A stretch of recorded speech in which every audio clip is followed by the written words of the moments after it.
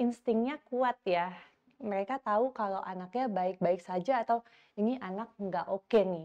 Jadi sebenarnya ketika orang tua saja sudah merasa ini anak nggak oke nih, sebaiknya langsung dievaluasi. Jika kita tahu anak itu sudah mulai tidak oke, kita harus waspada.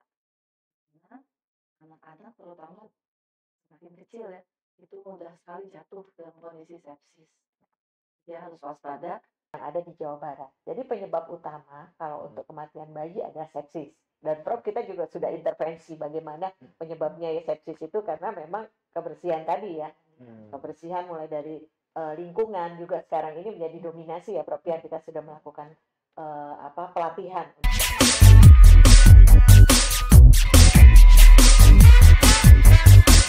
Hai Tauti, bertemu lagi dengan saya Udin Ramentio di Kemencet dan Kesehatan Podcast.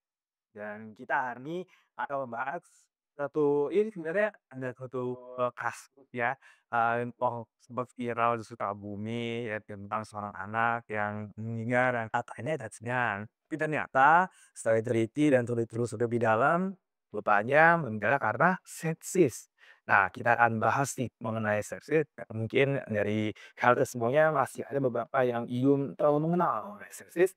Dan sudah kami hadirkan 3 narasumber yang expert di bidang masing-masing. Saya menyapa terlebih dahulu untuk narasumber pertama kita dengan Dr. Yuli Astuti Sari Pawan, selaku Direktur Mutu Pelayanan Kesehatan Rujukan. Halo, selamat siang. Selamat Iya, siang.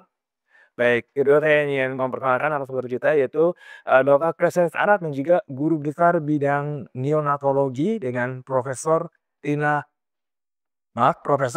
Rohsis Wapina. Halo. Dan satu lagi dengan Dokter Spesialis Anak juga dan juga founder tentang anak Dokter Mesti Aryo Tejo. Halo, selamat siang Dokter Mesti. Selamat siang Mas Aldi, selamat siang Prof. Baik, terima kasih Bu Direktur, Prof Rina dan Dokter Mesti yang sudah hadir di studio podcast Kementerian Kesehatan pada siang hari ini. Kita akan mengawali diskusi kita dari Bu Direktur nih untuk gambaran sepsis nih di Indonesia itu sendiri itu seperti apa? Jadi kalau kita bicara tentang angka kematian ibu dan bayi ya, saat ini kita memang viral tentang infeksi ya sepsis. Jadi kalau kita lihat dari jumlah kematian bayi itu untuk sepsis sendiri ada 12,65% yang ada sampai saat ini yang dari data kita. Dan ini menjadi sesuatu ketika kita ingin berusaha menurunkan angka kematian tersebut ya gitu ya Prof ya. Heeh. Jadi kita memang dari Kementerian Kesehatan sangat konsen terhadap penyakit infeksi yang menyebabkan kematian terhadap bayi dan anak seperti itu. Oke, kita perlu kenalan lebih dalam lagi tentang sepsis itu sendiri karena mungkin masih ada yang belum terlalu familiar dengan penyakit sepsis ini ya. Mungkin Prof Rian bisa menjelaskan apa itu penyakit sepsis dan bagaimana sih tanda-tanda atau gejala-gejala yang biasa dialami. Baik, terima kasih. Sepsis itu infeksi. Infeksi mungkin juga saya izin untuk memperkenalkan. Jadi kalau tubuh kita kemasukan mikroorganisme, jadi ada mikroorganisme itu bakteri, jamur, parasit masuk ke tubuh kita, itu namanya infeksi. Tapi kalau sepsis sudah masuk dan menimbulkan reaksi seluruh tubuh. Jadi dari mulai organ yang penting, otak, jantung, perut, aliran darah, itu semua terkena akibat infeksi itu sepsis. Oke. Tentunya yang bisa menjadi sakit, ya kan? Jadi kalau kemasukan mikroorganisme tapi tidak sakit, itu bukan sesuatu, tapi ini sakit dan berbahaya. Siapa? Tentunya yang daya tahannya rendah. Dalam hal ini bayi-bayi yang baru lahir, bayi yang lahir itu kecil pula, daya tahannya rendah. Dialah yang terutama akan berdampak. Oke deh. Nah, mungkin Dokter Mesti ini kan orang tua masih belum terlalu mengenal ya. Bedanya apa sih gejala dari sepsis sama penyakit biasa yang dialami oleh anak? Ya, sesuai yang Prof Rina sampaikan bahwa sepsis itu biasanya sudah mengenai ke organ lain gitu ya, atau infeksi, mungkin bahasa awamnya infeksi yang parah gitu. Nah, orang tua ini kan biasanya instingnya kuat ya. mereka tahu kalau anaknya baik-baik saja atau ini anak nggak oke nih. Jadi sebenarnya ketika orang tua saja sudah merasa ini anak nggak oke nih, sebaiknya langsung dievaluasi gitu. Nah, biasanya yang membingungkan justru pada bayi ya, Prof ya. Karena sepsis infeksi ini nggak identik dengan demam yang tinggi. Justru kadang kalau parah banget bisa aja suhunya biasa aja atau malah dingin begitu. Dan gejala yang paling sering pada sepsis biasanya napasnya itu lebih cepat dari biasanya. Jadi misalnya biasanya kalau bayi napasnya 40-50 kali, ini bisa 80 kali per menit gitu. Jadi dadanya naik turunnya cepat atau hidungnya kembang kempis, itu biasanya gejala-gejala awalnya. Tapi tadi prinsipnya satu, ketika orang tua sudah insting ini kayaknya nggak enak nih, baiknya langsung dicek. Oke.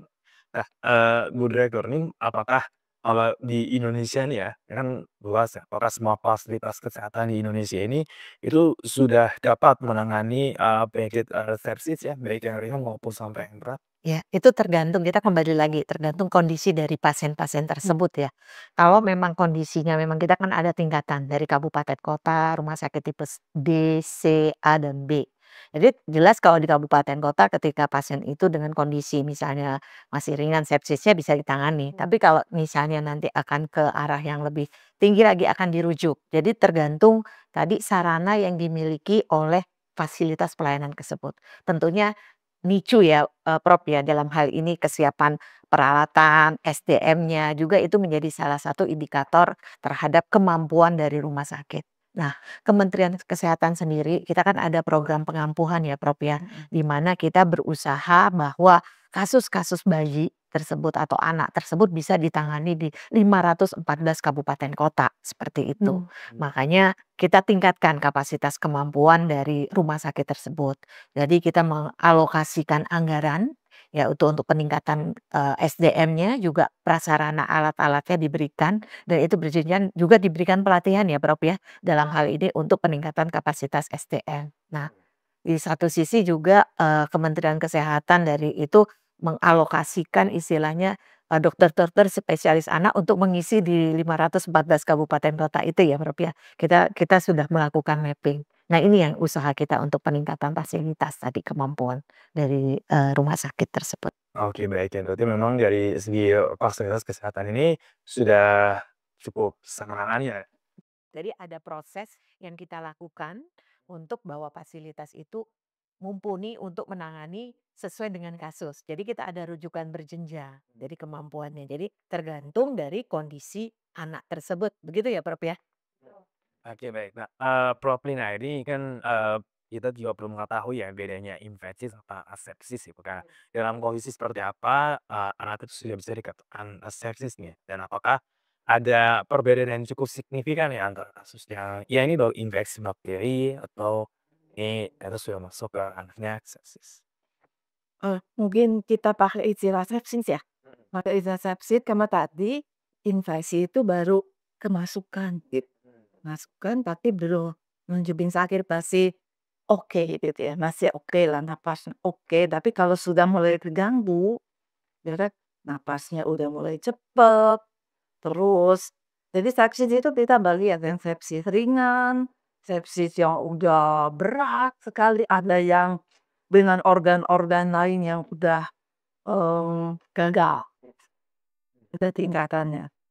Nah, kalau yang tadi Ibu sudah ceritakan, kita kan ada jenjangnya.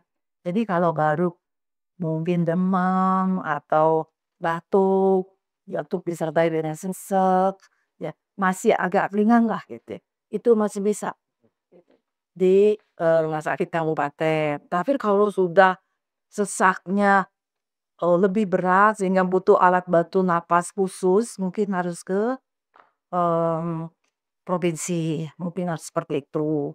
Nah, kalau misalkan udah gagal ginjal ya kan, spesialisasi gizi dan sebagainya, mungkin harus lebih lagi ke yang baru.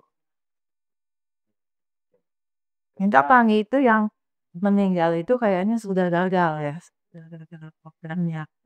Jadi, mungkin jadi bengkak, ginjalnya nggak bisa mengeluarkan banyak cairan, stasiun, jantungnya nggak bisa pompa, berat itu. Ya. Nanti kita akan bahas lebih dalam tersebut. Tapi sebenarnya ini dokter tadi kan sudah dikatakan jika ada yang salah kondisi yang nggak normal mungkin bawa langsung ke fasilitas kesehatan. Mungkin boleh dijelaskan ya pemirsa seperti apa yang menjadi acuan biasanya untuk akhirnya menentukan bahwa ini mengalami sepsis dan apa yang harus dilakukan oleh orang tua ya untuk bantu kesembuhan. Ya, mungkin kan yang pertama kali orang tua lihat adalah, gangguan atau gejala yang muncul pada anaknya melibatkan organ-organ yang tadi Prof. Rina sampaikan. Misalnya infeksinya sampai ke otak, oh anaknya kok tampaknya tidur terus, nggak bisa kebangun gitu ya, dibangunin kayak ngantuk-ngantuk terus, atau malah mengalami kejang gitu akhirnya. Misalnya awalnya mulai diare aja, tapi kok habis itu kejang, wah jangan-jangan infeksinya udah jadi sepsis nih misalnya. Atau anak yang awalnya batuk, pilek, tiba-tiba sesak napas, tapi habis sesak napas kok pipisnya sedikit gitu, taunya ternyata sudah kena ke ginjalnya. Jadi ketika tidak fokus di satu bagian tubuh saja dan gejalanya makin parah, kemungkinan besar bisa dipikirkan sepsis. Tentunya setelah itu dokter akan melakukan pemeriksaan seperti pemeriksaan fisik, tentunya kan dilihat apa yang ada kelainan pada anaknya.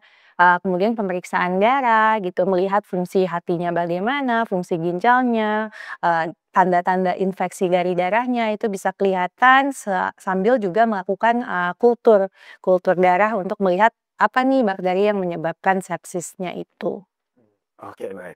Nah, Bu Director kan mungkin dari Kementerian Kesehatan sendiri ini apakah ada kebijakan atau ya program strategis untuk mengamankan atas sepsis ini? Iya, sebenarnya kalau kita lihat kita sederhana ya dari PNPK kita sudah punya untuk mengatur bagaimana pelayanan sepsis di fasilitas pelayanan kesehatan. Jadi pedoman bagi pemberi pelayanan.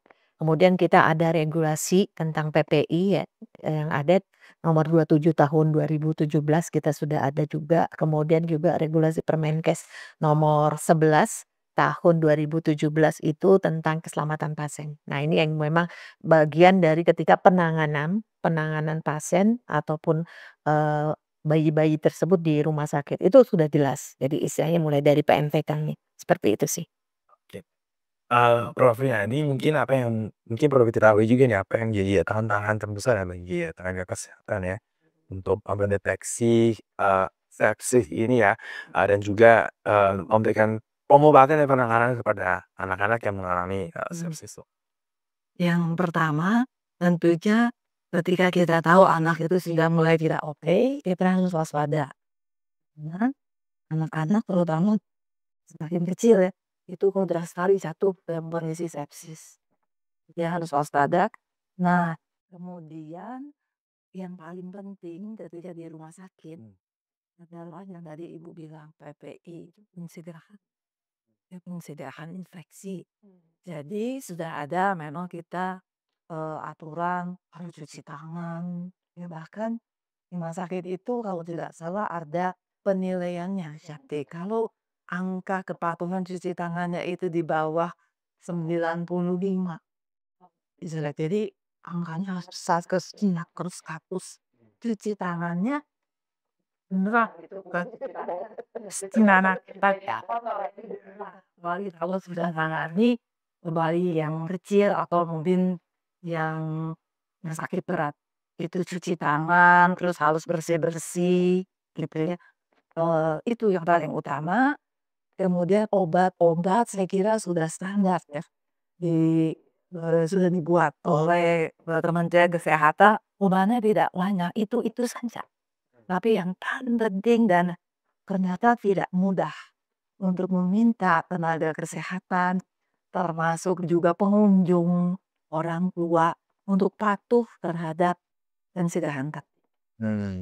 Kalau tentang KPTK sebenarnya Betul ada. Tapi itu disuruh cuci tangannya khusus ya. Jadi ketika mau pegang pasien, sesudah pegang pasien, habis menyentuh apa, misalnya tuh kita habis terhadap handphone, misalkan. Kan handphone itu kita tahu kemana-mana.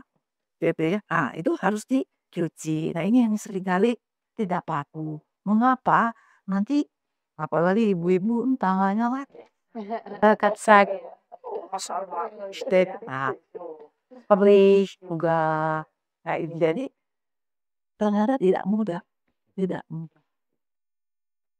Nah, kalau di masyarakat sendiri bagaimana nih, Dokter Mesti nih kasus terkait sepsis berat nih yang pernah ditemui nih? Mungkin bisa. Kalau ditemui mungkin masa-masa tentunya di RSCM ya Prof, itu mungkin banyak sekali setiap hari juga kami pasti bertemu ya. Dan ketika mengalami sepsis yang memprihatinkan itu seringkali ketika muncul hasil kultur bakterinya ternyata resisten terhadap semua bahkan antibiotik. Nah, mungkin satu kesadaran masyarakat yang harus dipahami bahwa nggak semua sakit tuh butuh antibiotik, ya kan. Apalagi batuk pilek biasa yang nggak perlulah antibiotik karena 90% mungkin penyebabnya virus atau alergi yang akan sembuh sendiri. Tapi dia bilang, "Oh, tapi batuknya lebih dari 3 hari." Nah, sebenarnya batuk itu kan bisa sampai 12 hari, yang namanya post infectious cough itu bahkan bisa sampai 3 bulan. Jadi selama prinsipnya batuknya berkurang, kemungkinan besar mungkin bukan karena bakteri gitu. Jadi hati-hati sekali penggunaan antibiotik gitu, karena secara nggak sadar kitalah yang menyebabkan kuman-kuman ini semakin kuat, akhirnya pasien terjadilah sepsis. Ini tuh maksudnya antibiotiknya itu tuh antibiotik pemberian dokter atau antibiotik yang kan orang suka beli antibiotik sendiri tuh di Iya, apotek itu? tet Keduanya? ya tentunya dokter mungkin sudah memikirkan matang-matang semoga ya untuk pemberian antibiotik.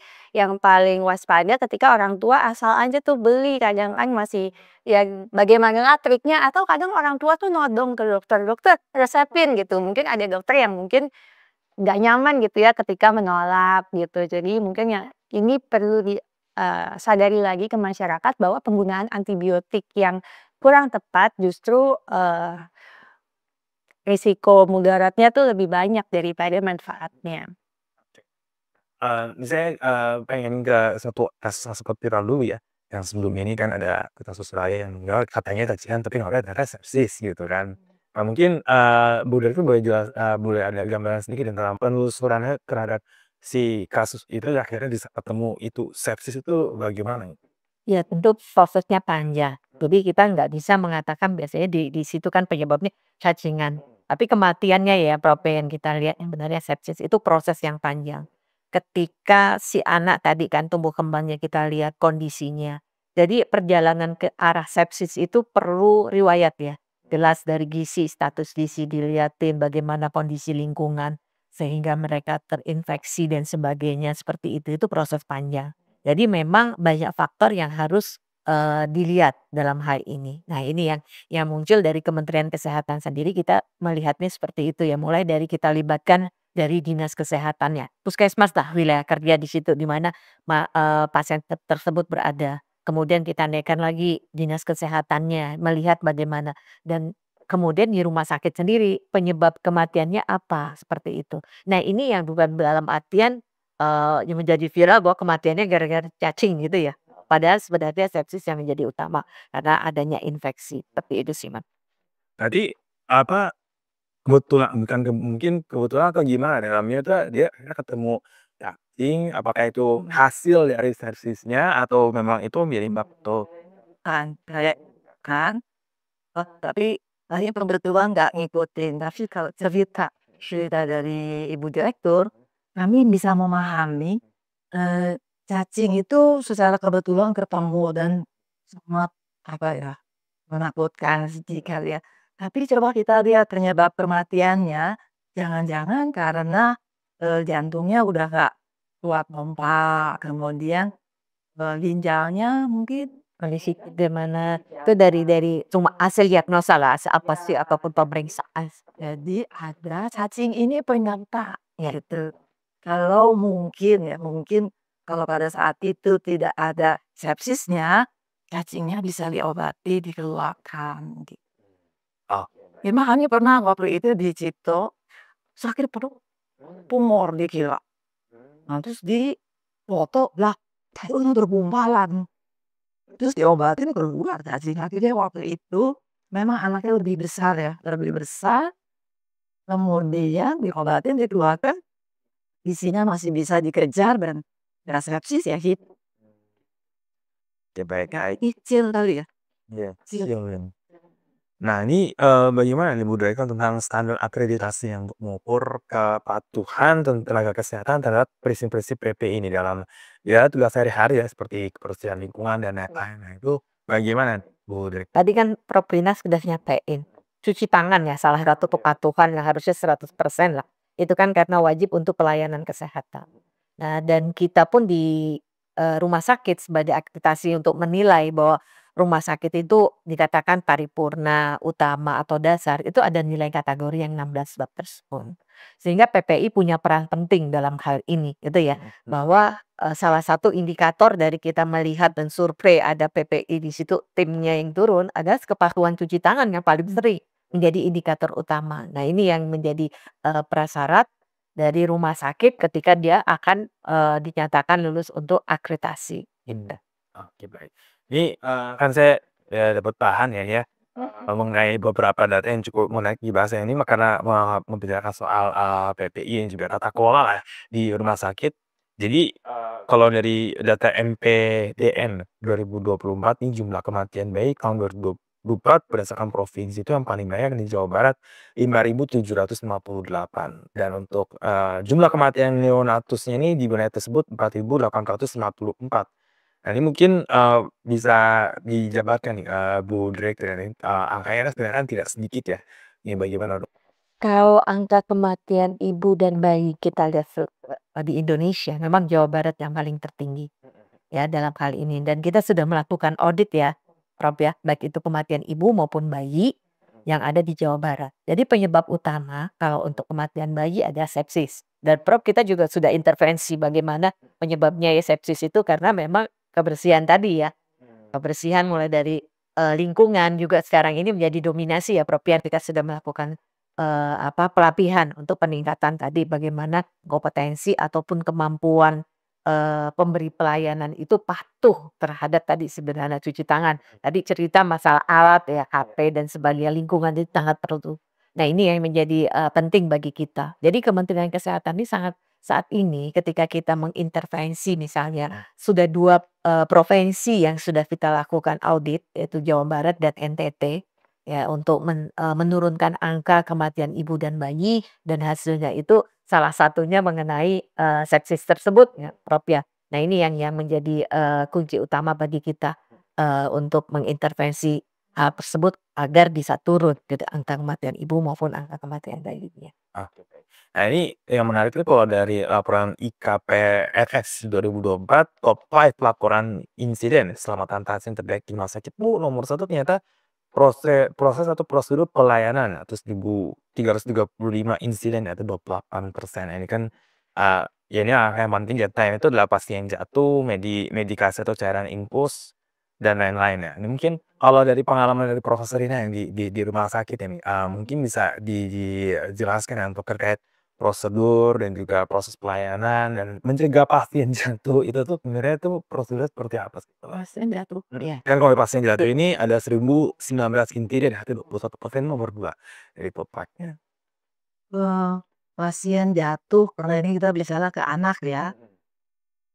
Anak itu semuanya berisiko jatuh. Jadi tidak ada pengecualian di sini, anak berisiko jatuh. Jadi pasti nomor 1 kita sudah kasih tanda tuh. Untuk mengingatkan kepada perawat siapapun juga, orang tua, dokter, ingat nih gitu, pintu 1 ya kan. Nah, kemudian dari perawatan kita sudah membedakan bahwa tempat tidur anak itu harus ada pinggir larasnya, ada boleh tempat tidur biasa kan jatuh kan. Biasanya tidur bareng sama ibunya ini yang jadi sudah ada pengamanan prevention gitu ya, pengamanan seperti itu.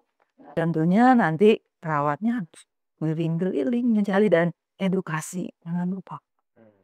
Jadi edukasi, kemudian pencegahan tadi ya janganlah dikasih pet untuk orang dewasa gitu ya. Memang jatuhnya jadi lebih manual gitu, tapi apa boleh buat gitu. Oke, baik. Nah, ini dalam konteks sepsis juga tadi kan itu kan kalau di fasilitas kesehatan ya, tapi dokter di sini kan pasien juga pasti kan pulang ke rumah dong ya. Nah, ini untuk mencegah keparahan dari sepsisnya ya, tentu higienitas, kebersihan rumah ini menjadi hal yang paling penting ya. Mungkin Dokter Mesti bisa menceritakan ya untuk kondisinya di lapangan ini seperti apa dan edukasi seperti apa yang mungkin bisa diberikan kepada keluarga. Seperti yang tadi Ibu Dirjeli sampaikan, pada kasus yang viral ini kan juga sebenarnya multifaktorial hingga akhirnya sepsis. Tadi nutrisinya, apakah gizinya buruk ataukah kurang gitu kan? Karena dengan kondisi yang tadi Prof. Rina juga sampaikan bahwa imunnya itu rentan, misalnya pada bayi-bayi atau pada anak yang bukan bayi tapi ada penyakit penyerta lain, misalnya gangguan imun, atau pada anak-anak yang sesederhana tidurnya kurang gitu. Ternyata anak yang tidurnya kurang akan mempengaruhi berbagai faktor termasuk hormon pertumbuhan yang mempengaruhi imunitas juga. Atau vitamin D-nya juga kurang, ternyata juga mempengaruhi imunitas tadi. Sehingga berbagai faktor inilah menyebabkan anaknya infeksi bisa jadi berat. Nah, bagaimana supaya tidak berat? Kadang yang saya khawatirkan, dokter anak tuh seringkali, mungkin kalau saya salah boleh sampaikan Prof, merasa ada kewajiban ketika pasien itu menghubungi harus dijawab dan diobati via WhatsApp, pokoknya harus 24/7 tuh standby gitu.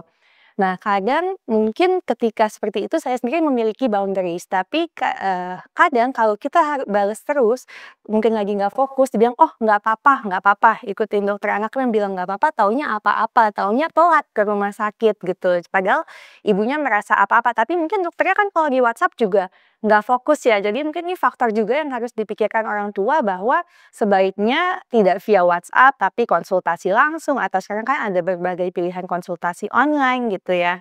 Untuk memastikan jawabannya itu benar-benar terpikirkan dengan baik gitu.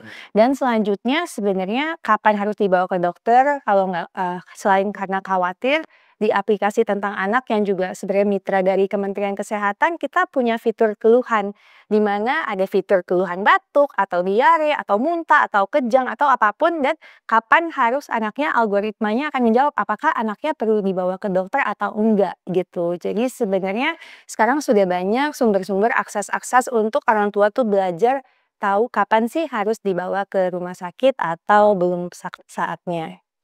Dan bagian memang perlu diketahui juga ya bahwa dokter anak ini kesibukannya juga kalau di WhatsApp kayak gitu kan kalau misalkan nggak fokus salah ngasih. Iya sih Prof, banyak banget yang WhatsApp ya.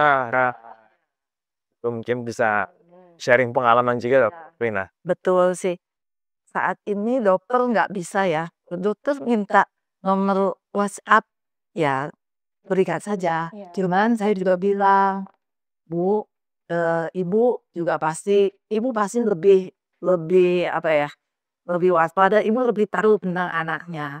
Jadi kalau anak ini sudah rewel, ya, terus udah nggak mau main, anak itu sama main. Begitu dia diam, nggak main, minta digendong, terus something wrong ini. Ya, nah, saya cuma ngasih obat pencegahan aja supaya tidak berat, tapi kalau berlanjut jangan terus minta yang lebih ini ya.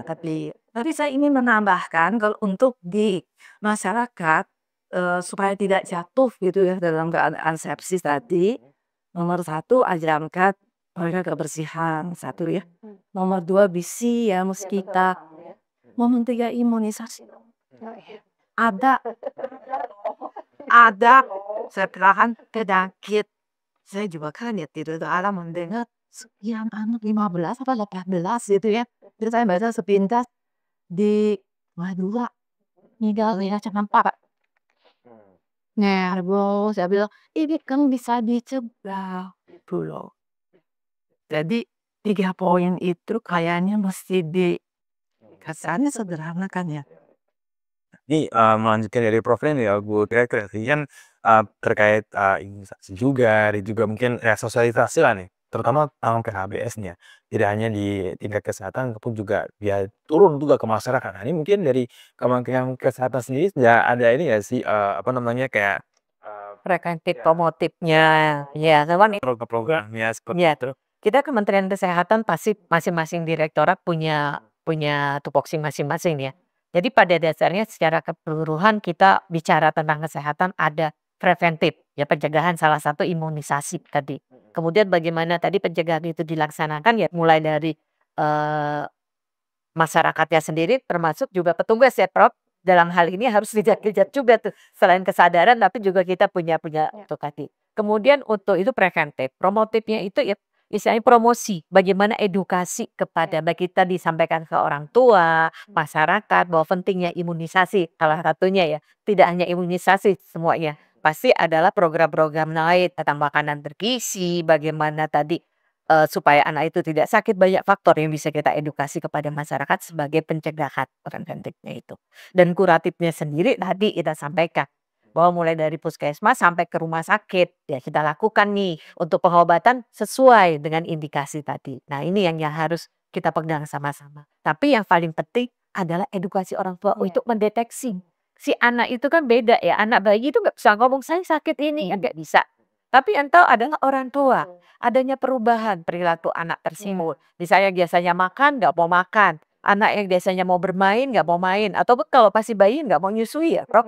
Seperti itu orang tua yang harus tahu. Dan ini yang harus kita lakukan. Jadi memang ada dua pihak, mulai dari masyarakat ataupun orang tua ataupun ini, tapi juga petugas kesehatan juga harus dalam hal ini. Nah ini ya yang harus kita selalu kita lakukan seperti itu. Nah, Bu Direktur, kalau tantangannya sendiri nih sejauh ini dalam menjalankan program tadi yang preventif, promotif, kuratif itu terutama ya tidak hanya ketenaga kesehatan juga yang kota besar, tapi juga yang terpenting di daerah-daerah yang masih terpencil, di desa dan segala macam gitu kan. Ini tantangannya sampai sekarang ini apa, Bu Direktur? Ya banyak sekali, kebetulan sih juga orang daerah sebelumnya. Jadi saya tahu istilahnya kita pernah di daerah perifer yang memang kesulitan dari akses. Ya tantangan itu mulai dari pemberi pelayanan atau masyarakat atau tenaga kesehatan di mana aksesnya tuh jauh ya Prof. Kadang-kadang satu daerah kita misalnya luas wilayahnya tersebut. Jadi Indonesia itu nggak hanya Pulau Jawa sebenarnya bahasa saya. Indonesia itu ada Papua, Indonesia itu ada Kalimantan dengan akses luas wilayahnya luas, jarak antara rumah untuk petugas atau nakes itu turun ke lapangan itu proses perjuangan juga gitu ya. Itu suatu tantangan memang, tetapi itu bukan menjadi alasan ya. Karena Kementerian Kesehatan lalu berusaha mendekatkan akses layanan itu kepada masyarakat ya. Kan kalau di ini ada pendirian tadi nih, ada saat ini nih yang untuk turun posyandu salah satunya.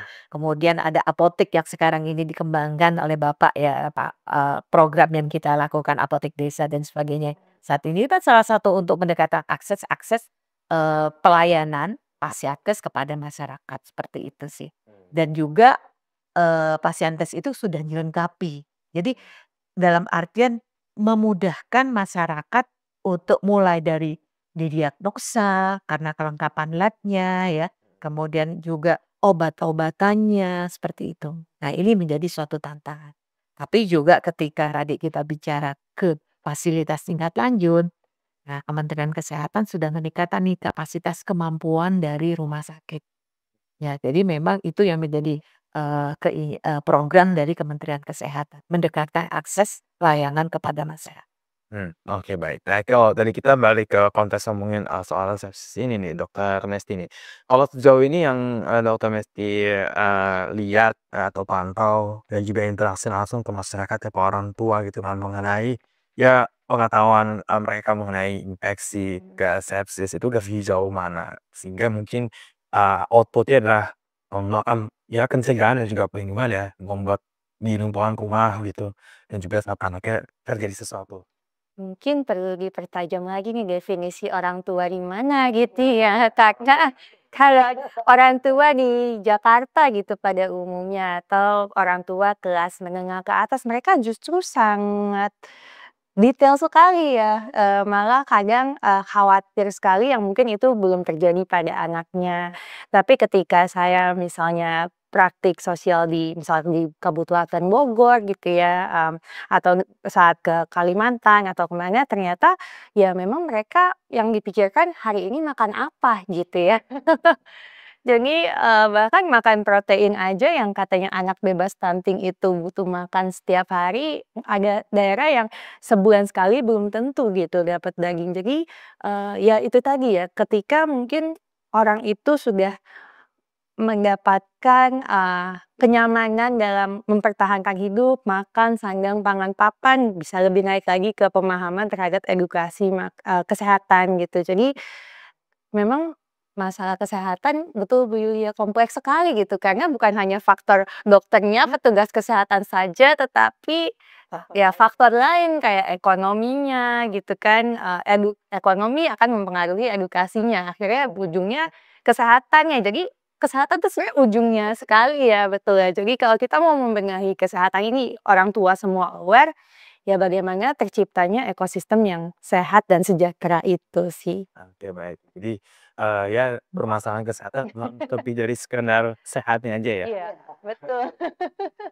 Prof, ya mungkin yang bisa, dilakukan ya, terkait tentang, edukasi nih terhadap masyarakat ya tentang kesehatan, terutama dalam tingkat resepsi sekarang dari tenaga kesehatan ya. Nah, ini dari tenaga kesehatan ini di masing-masing fasilitas kesehatan ya.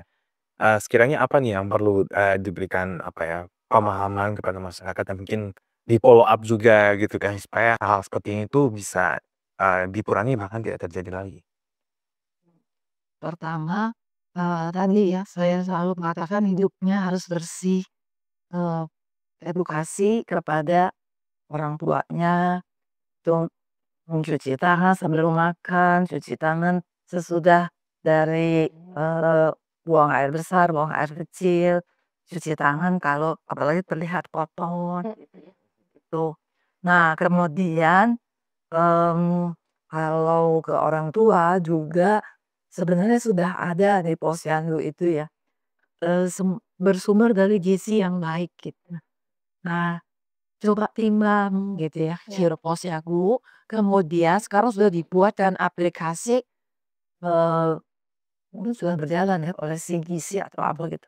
Itu masuk kemudian diketahui ini sudah mulai ada tanda-tanda yang tidak baik. Gizi yang tidak baik apakah kurang ataupun berlebihan selalu akan berdampak pada sakit, mudah sakit. Jadi mereka harus waspada terhadap itu. Nah, yang terakhir tadi saya bilang, imunisasi dong, gitu ya. Imunisasi, kemudian tandai nanti ketika anak itu sudah mulai, tidak oke, udah mulai rewel, udah mulai nggak mau main ya. Lalu kalau makan agak susah ya kadang-kadang dia nggak doyan makan, nggak mau main deh gitu. Ibu harus waspada. Boleh ke WhatsApp dokter yang dikenal, tapi jangan terus-menerus ketika tidak ada kan terus sampai sampai kepingin sampai sembuh, jangan bawa, pindah. Mungkin sederhana begitu, sehingga, anak-anak ini terhindar dari kematian, gitu. Mungkin sekarang tuh ada tren juga, pasien Prof ini ada nggak yang takut vaksin Prof, MMR, pasien swasta gitu ya? Jadi saya bingung, begitu lahir, saya langsung saya menghargai hak hak pasien, tapi kenapa ya gitu? Bilang sama perawat, udah nggak jangan-jangan didebat karena nggak bagus gitu ya. Cuma dalam hati kecil saya, sedih juga ya, kenapa? Kenapa sih mereka nggak mau itu kenapa gitu? Karena nanti demam, nanti meninggal. Berarti saya meninggal, meninggal jadi kayaknya ada yang kurang tepat gitu ya. Iya, Harusnya dibalik yang enggak, vaksin itu banyak juga loh yang meninggal. betul. Sebenarnya banyak sekali penyakit yang bisa dicegah. Ini juga karena fenomena di sosial media saat ini gitu ya, ketika yang tidak evidence based mungkin ya, atau hanya berdasarkan pengalaman, tetapi sangat meyakinkan dan convincing others gitu. Jadi Ini juga panjang kan prosesnya kan. Iya. Salah satunya tadi ya anaknya ditemukan meninggal di Sukabumi, saya juga pertama kali dengar beritanya banyak cacing gitu kan. Jadi kan orang kebanyakan kan cacing gitu kan. Tapi ternyata setelah ditelusuri lebih dalam itu oh ternyata ada sepsis iya, gitu kan. Nah, ini mungkin jadi iya. Berarti ini harus bijak juga untuk orang tua mencari informasi, salah betul. satunya dari Kemenkes. Iya. nanti kalau go subscribe, subscribe. Ya, informasi yang valid itu ada di sini. Nah, ini kan dalam rangka juga nih dari Hari Keselamatan Pasien Sedunia nih ya. Mungkin sedikit aja ya, di bagian akhir dari talkshow kita pada siang hari ini, Bu Dret, kira-kira ada pesan yang ingin disampaikan ya dari Hari Keselamatan Pasien Sedunia? Ya, bahwa Hari Keselamatan Pasien Sedunia ini mengingatkan, ya kalau saya mengingatkan bahwa kita di pemberi pelayanan itu bahwa pasien-pasien yang datang itu datang ke kita kan inginnya sembuh ya, berobat ya. Jadi paling enggak tadi salah satu sepsis kan salah satu untuk mengingatkan bagaimana bahwa kita punya peran untuk orang punya harapan datang untuk selamat. Jadi istilahnya seperti itu untuk sehat, untuk sembuh dan sebagainya. Ini satu proses yang harus kita selalu gaungkan ya. Jadi ini menjadi sesuatu ketika tadi menjadi salah satu di sini ibu dan anak ya. Kemarin ibu dan anak yang menjadi tren kita bahwa angka kematian ibu, angka kematian bayi ini disandingkan dengan hari keselamatan pasien. Bahwa bagaimana kita mencegah tadi supaya tidak ada kematian ibu, tidak ada kematian bayi secara dini melalui promotif dan preventif yang kita lakukan. Nah, saat ini yang kita lakukan ya untuk itu. Mungkin Prof. Ira ada yang mau disampaikan juga nih dalam rangka Hari Keselamatan Pasien Sedunia 2025 ini? Mungkin kalau dari saya keselamatan pasien itu sudah menjadi tanggung jawab tenaga kesehatan, tapi menjadi hak dan dasar pasien. Jadi bagaimana tanggung jawab dan hak itu dipenuhi. Itu saya kira jadi mudah. Mungkin Dr. Mesti ada juga yang disampaikan terkait Hari Keselamatan Pasien. Terkait keselamatan dan kesejahteraan pasien dari saya yang dokter anak praktik, kadang pasien datang ke saya, kata dokter ini nggak apa-apa gitu, padahal orang tuanya memiliki satu concern tertentu. Jadi pada orang tua percaya pada instingnya, cari jawaban, jangan menyerah gitu ketika satu belum ketemu, mungkin cari ke yang lain gitu. Untuk dokternya juga sebisa mungkin tidak cepat mengatakan tidak apa-apa ketika kita mungkin belum tahu lebih dalam gitu ya. Kalau memang menurut kita nggak apa-apa, tapi ibunya yakin sekali ada sesuatu, mungkin ada baiknya misalnya saya dokter anak umum, rujuk ke yang lebih subspesialis lagi, atau bilang saya nggak tahu, mungkin bisa diakses lebih lanjut ke dokter anak neurologi misalnya tumbuh kembang. Jadi pastikan keselamatan dan kesejahteraan anak nomor 1. Oke, baik. Nah, ini kita sudah memasuki dari penghujung sesi Kemenkes di episode kita kali ini ya, Healthies. Dan untuk menutupnya ini boleh untuk memberikan closing statement juga pesan-pesan sehat dimulai dari Bu Dreyfus, silakan. Kesehatan itu sesuatu harga mutlak bagi kita. Jadi tolong jaga mulai dari anak-anak sampai orang dewasa, seperti itu. Mudah untuk kita pertahankan, tapi sulit untuk dicapai, begitu ya. Oke, baik. Ya, alasan saya, ibu itu tiangnya negara. Ibunya nggak sehat, tiangnya runtuh. Ibu yang sehat akan melahirkan anak yang sehat. Ibu yang tidak sehat, anaknya nggak sehat. Dan ini penting. Nah, kemudian anak yang sehat itu akan menjadi generasi penerus. Generasi emas yang kita cita-citakan tahun 2045 tidak akan terbentuk kalau anak-anak yang ada terlahir itu tidak sehat. Runtuh itu. Yang negara ibu punya. Dan anak itu penting untuk untuk kelanjutan suatu negara. Bukan berarti yang lain nggak penting, tapi ini sangat penting. Startnya dari awalnya kan ada Iya, betul. 45 nih, 20 tahun lagi ya. 20 tahun Sekarang ini akan terjadi generasi di tahun 45 itu. Produktivitas itu. Perhatikanlah ibu dan baik. Lanjutkan Bu Yuli dan Prof. Rina, kita pasti ingin Indonesia yang lebih maju lagi, lebih sejahtera lagi, dan anak-anaknya lebih sehat dan cerdas. Dan 90% otak anak itu di 5 tahun pertama gitu, bahkan 80% di 1000 hari pertama. Jadi ketika punya anak, ini yang disampaikan Prof. Rina, kalau kita mau menanam tanaman, suburkan dulu tanahnya gitu kan, ibunya sehat dulu, baru kita punya anak. Dan gak hanya faktor sehatnya tadi, ekonominya, udah siapkah kita untuk memiliki anak? Jadi memiliki anak perlu persiapan yang matang. Ya, yang itu yang disampaikan Dr. Meski ini bener, kembali lagi ya, itu asalnya kan multifaktor ya dengan berbagai bidang, maka dari itu ya penting sekali bagi kita untuk mengetahui bagaimana menjaga kesehatan dari keluarga, dari ibunya sendiri, orang tuanya, kemudian kita implikasikan kepada anak nanti. Baik, terima kasih Bu Direktur ya, Profesor dan juga Dr. Meti sudah hadir ya, sudah ada podcast Kemenkes episode kali ini. Semoga sehat selalu Bu Direktur, juga Dr. Meti juga Profesor ya, supaya semoga sehat selalu dan semoga kita bisa berbincang kembali next. Amin. Terima Terima kasih kasih. Kemenkes. Terima kasih Bu Dirjen Kaprina. Baik Healthy Day itu dia untuk Kemenkes episode kali ini ya, semoga insight yang diberikan dari 3 narasumber kita ini bisa memberikan manfaat dan juga masukan yang bisa memberikan kita ilmu lebih dalam mengenai kesehatan, terlebih soal sepsis. Dan jangan lupa untuk Healthy yang belum subscribe channel Kementerian Kesehatan RI, langsung di subscribe ya. Kayak sumber kesehatan yang bisa diambil, tapi Kementerian Kesehatan sudah pasti adalah sumber yang paling terpercaya di Republik ini. Jangan lupa untuk subscribe ya, like, dan kalau misalkan senang nyebarin video kesehatan di grup WhatsApp ya, ada di link ya, kan yang aneh-aneh nih yang dari sini aja ya. Jadi share ke grup WhatsApp, grup Telegram, grup Line, Facebook, semuanya yang disebar. Oke? Dan kita ketemu lagi di episode Kementerian Kesehatan podcast selanjutnya. Saya Dara Mantio, berdiri dan secepkan sehat. Tuhan.